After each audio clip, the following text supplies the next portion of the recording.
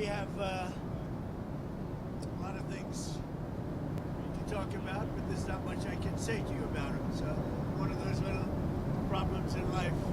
We had some very good results today, as you probably heard, in Iran.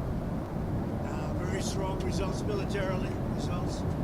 We're talking to countries about policing the straits because they are the ones, we don't get oil, very little, 1%, 2%. China, as an example, gets about 90% of its oil from the Hormuz Strait. And nice to have other countries police that with us. And we'll help, we'll work with them. Militarily, as far as I'm concerned, we've essentially defeated Iran. I guess they can have a little bit of fight back, but not much. Not much. We've taken out their air force, as you know. We've taken out their air defense. There's no air defense whatsoever. We've taken out their leadership times 2 or 3. Might be 3. We'll find out soon. But militarily, it's been amazing.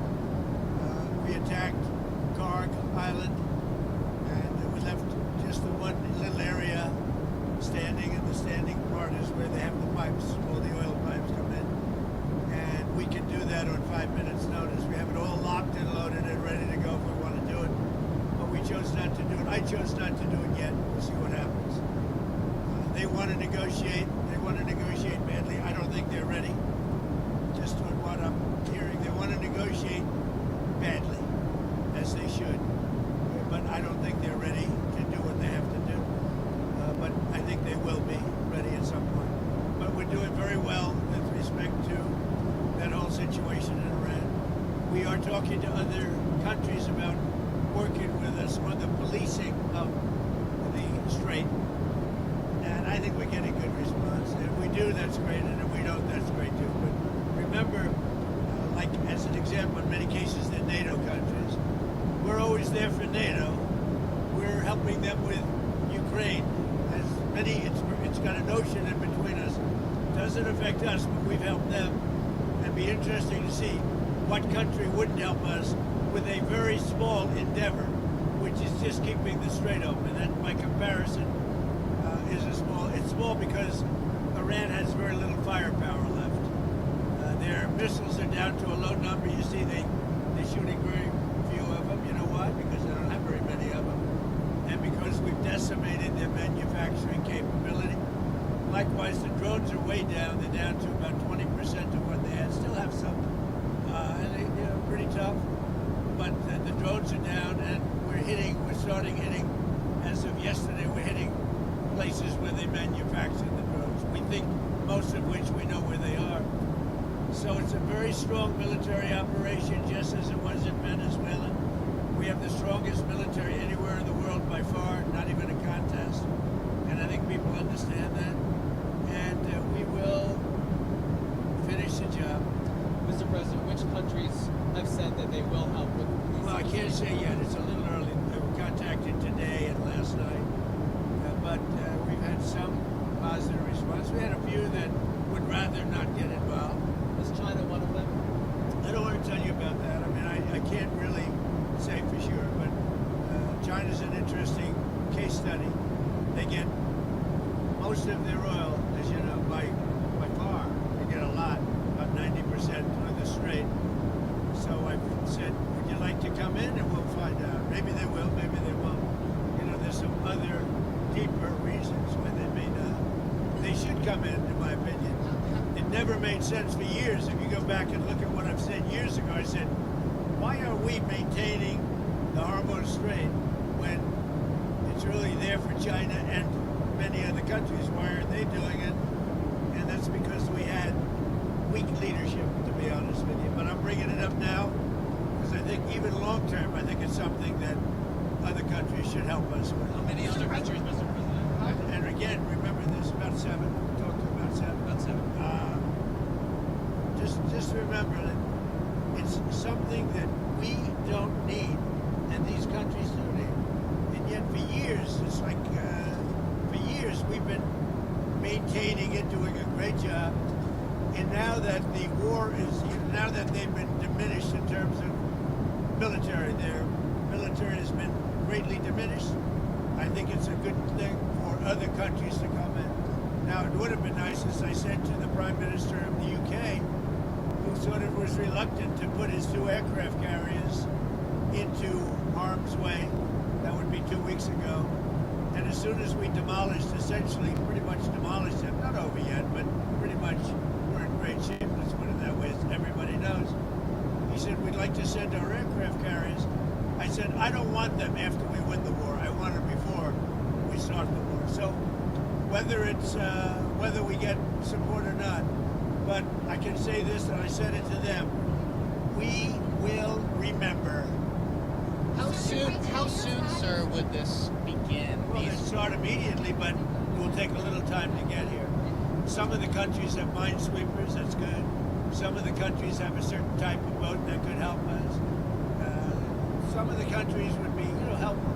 Remember, it only takes a couple of people to screw up the strait, a couple of terrorists. You don't need their military is to beat it, but all you need is a few people dropping mines here and there, and you louse it up. So we need. I'm demanding that these countries come in and protect their own territory, because it is their territory. It's the place from which they get their energy, and they should come and they should help us protect it. You could make the case that maybe we shouldn't even be there at all, because we don't need it. We have a lot of oil. We're the #1 producer anywhere in the world times 2, by double, at least double. Now I think it's much higher than that. But we do it. It's almost like we do it for habit. But we also do it for some very good allies that we have in the Middle East. Sir, you mentioned that Iran wants to make a deal. However, earlier today, we heard their foreign minister say they'd never said they wanted to make a deal and that they'll do whatever they can to defend Iran. What's your response? And what they tell the public. I just put out a truth about their disinformation. I assume most of you saw it. And they use AI. They said they attacked the USS Abraham Lincoln, one of the largest ships in the world, an aircraft carrier. And they show pictures of it burning. It was never attacked. It was never burning. The Wall Street Journal put out a false story that 5 of our big, beautiful tankers that we feed the planes with, give the planes the gas, jet fuel, hundreds of thousands of gallons of gasoline, that they were all essentially destroyed. They weren't destroyed at all. In fact, 4 of them were not even, literally were not damaged. And 1 of them has slight damage and will be back in the air soon. But if you read the Wall Street Journal, it's like they were totally decimated and destroyed, like Iran has been. So they put out phony stories. The kamikaze boats. The kamikaze boats don't exist. They're fake. And you can almost see that when you look at them. It looks great, because if they did exist, we'd hit them just like we hit other boats all over the place. But they don't exist. In fact, some of the people say, where are the boats? Well, how come nobody's seen the boats? You know why? Because it's AI generated. It's fake. And I didn't realize this before we started, but Iran is known for a lot of fake news. And they deal with our fake news. And I actually think it's pretty criminal, because our media companies, who have no credibility whatsoever, are putting out information that they know is false, and it's a very dangerous thing for the country. I think they could be in serious jeopardy for it. Mr. President, your PAC put out a fundraising email a couple of days ago, and it's being criticized for using official White House photos of you at the dignified transfer, and the PAC is also promising access to secret. Well, I was at the dignified transfer, unlike a lot of other people. Do you think it's an appropriate email to send? Your critics are saying that you're fundraising. I didn't see it. Somebody puts it out. We have a lot of people working for us, but there's nobody that's better to the military than me. And all you have to do is look at the election, look at the election results, look at the kind of votes that we get, look at the poll numbers. There's nobody that's ever been higher as a president than me with the military. Can you give a comment on the 6 dead soldiers? Who you with? ABC News. One of the worst, most fake, most corrupt. Can you give a comment on the dead You know what, soldiers? ABC News? I think it's maybe the most corrupt news organizations on the planet. I think they're terrible. Can you give a Okay, comment I don't on want the any more soldiers? from ABC. Right here. What's Israel? Much better. Thank you, sir. What's Israel doing to help secure the Strait of Hormuz? They're working with us. relationship with Israel, that was other fake news. They were saying, oh, did I have an argument with Bibi? No, we really get along well. And he would tell you we're leading the whole thing. And I don't, you can say it or not say it, it doesn't matter. The main thing is to get it done. But my relationship with Bibi Netanyahu is, I would say, extraordinary, actually. If I can, one more. When you called for the people of Iran to rise up, overthrow their government, what's going on there? They haven't done that. Do you expect them to? You're dealing with thugs. You're dealing with horrible people. You're dealing with people that are violent and vicious.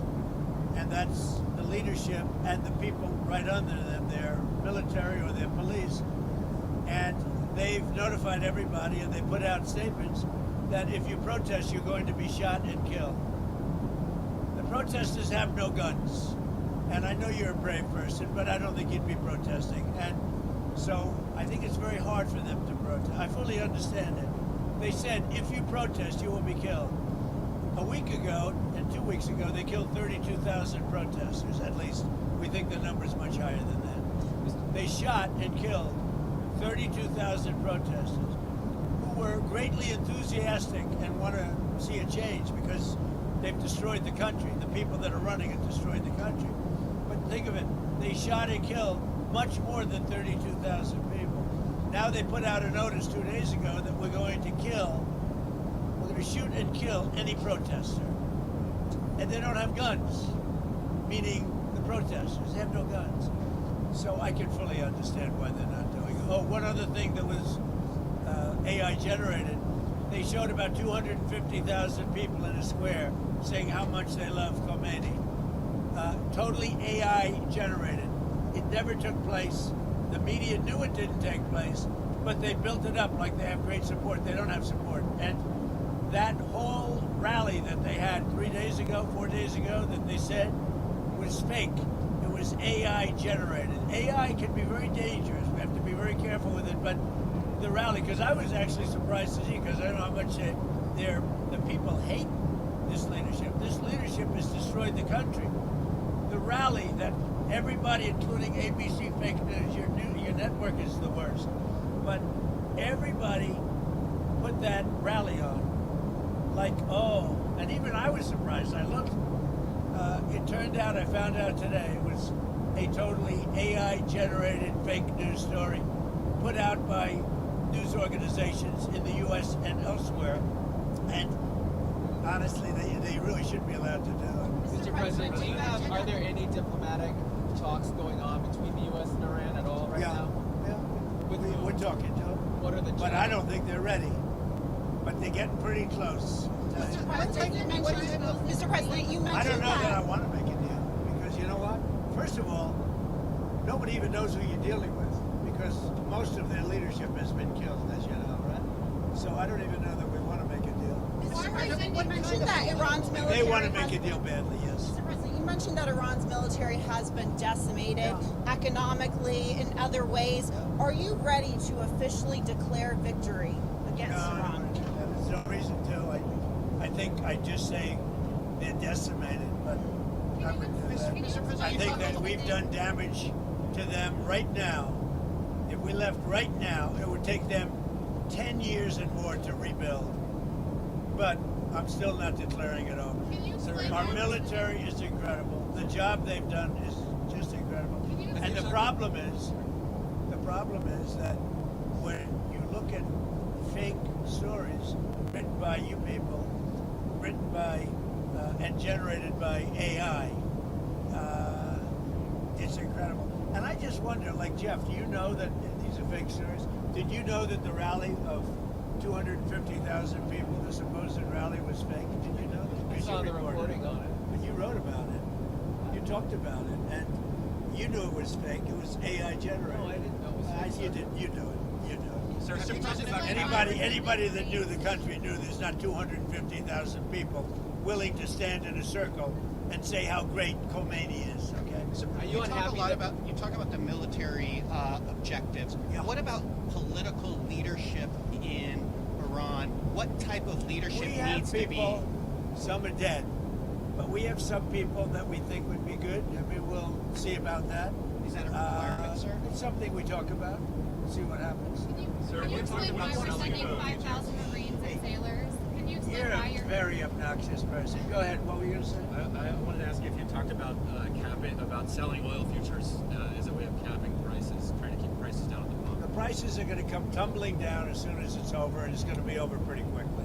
Do you have any concerns about the political impacts of this? I mean, I have to do what's right. You know, political, I'm sure everybody has concern. I have to do what's right.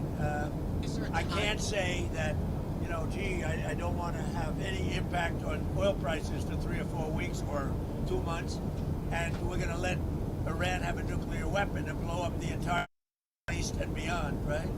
Because, you know, they were going to blow up the Middle East. If I didn't terminate the Obama horrible deal, the Iran nuclear deal it's called, if I didn't terminate that in my first term, they would have already had a nuclear weapon, and they would have used it immediately upon getting it. And if I didn't send in the B-2 bombers to bomb the hell out of it and obliterate, and that's what it was, we obliterated that site and stopped all their potential nuclear. If I didn't do that, you would have had Israel and the Middle East hit by nuclear weapons. And we wouldn't be talking about this right now. Do you have Is there evidence certain- Iran... is there What I did in terminating the Iran nuclear deal, and what I did in sending in the B-2 bombers, it was one of the most incredible attacks anyone's ever seen. Late at night, dark, no moon, and every single bomb went right down those chutes and blew the whole place apart. If I didn't do that, you would have had nuclear warfare in the Middle East, and I think Israel would have been obliterated. I think lots of the Middle East would have been. And you saw that when they sent thousands of missiles to countries that didn't expect anything. They didn't think they were going to be involved. And yet you look at what happened with Kuwait, UAE, Saudi Arabia, Qatar. You take a look at Qatar. I mean, they sort of got along. And all of a sudden they're being barraged by missiles. These people would have used nuclear on the entire Middle East. And that was their plan, take over the whole Middle East. And it failed with the nuclear. And then they had thousands of missiles. And for the most part, largely, we've now destroyed those missiles. Thank you very much, everybody. One other Thank you. question. Tell us about Cuba. You're talking to Cuba. What do you want to hear from them, and what Well, is that risk for them? I am holding Cuba. Cuba's a failed nation. Cuba also wants to make a deal. And I think we will pretty soon, either make a deal or do whatever we have to do. We have a lot of great people that happen to vote for Trump. Not that that matters, but we have a lot of great people from Cuba that were violently and viciously thrown out of the country, and worse, their families were killed. And so we're talking to Cuba, but we're going to do Iran before Cuba. And what is at risk? And you know, for people Cuba? have been waiting 50 years to hear this story with Cuba. When I left Palm Beach today, there were thousands of people on the road. I'm sure you saw them. And they were from Cuba and from Venezuela, all friendly, waving the flag and waving the American flag. They've been waiting 50 years for what's happening with Cuba. So I think something will happen with Cuba pretty quickly. Do you Yeah, have but an when you update on the s- when- Iran school strike? Is it looking more likely that it was the U.S.'s fault? Maybe the Iran school strike that happened on the first day of the war? We don't know. That's under investigation. Mr. President, what do you want to see in a deal with Iran to end the war, and how does that differ from Israel's objectives? You said the other day they might have different objectives. I think we have similar objectives, really, but could be a little bit different. You know, they're there and we're very far away, but I think we probably have pretty similar with Israel. The relationship has been very good. The militaries are very well coordinated. Ours is the strongest by far in the world, and they have a real good military, you know, really good. They have a lot of our weapons. They have our planes. They have our missiles. They have our Patriots. They have a lot of our weapons. We have the best. We make the best weapons in the world. And now what we're doing, as you probably saw, we have the Raytheon and all of the Lockheed. All of these companies are now building plants because we don't want to wait. We make the best weapons, but we don't like to have to wait for them.